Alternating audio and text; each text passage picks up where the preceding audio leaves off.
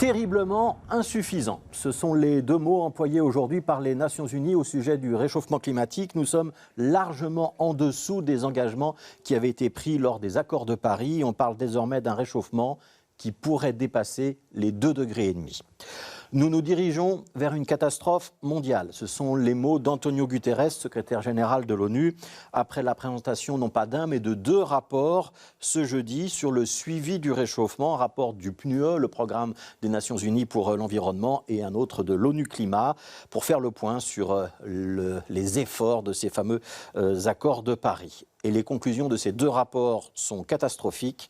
Lors des accords de Paris, 193 pays signataires s'étaient engagés à réduire le réchauffement d'1,5 degré, maximum 2. Ce scénario n'est plus crédible, indiquent désormais les Nations Unies. Il faut se préparer à un réchauffement de 2,5 degrés à l'horizon 2100. C'est l'hypothèse optimiste dans le cas où les pays respecteraient leurs engagements actuels. Et si ce n'est pas le cas, ce sera plutôt 2,8 degrés, donc quasiment 3 à l'horizon 2100. Alors pour redescendre d'un cran et continuer à croire à ces accords de Paris, il faut désormais agir très vite. Les gouvernements nationaux doivent renforcer leur plan climat dès maintenant et les mettre en œuvre dans les 8 prochaines années, a expliqué Simon Stiell, c'est le patron de l'ONU Climat. 8 ans, c'est la durée de 2 législatures au niveau fédéral en Belgique. Il faudrait que dans ces 8 ans, nous baissions de 45% nos émissions de gaz à effet de serre, pour rester sous la barre des 1,5 degré, donc l'objectif de Paris.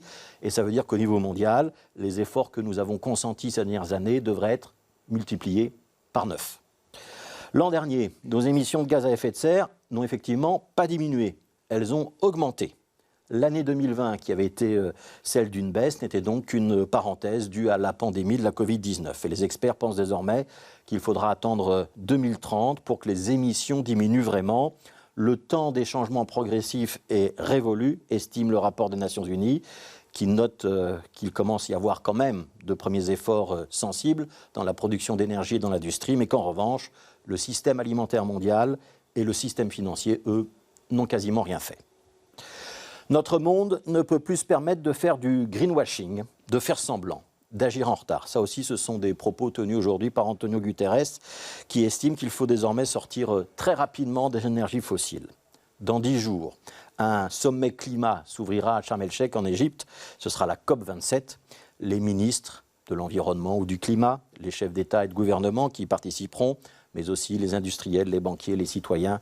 Personne ne pourra dire qu'il ne savait pas.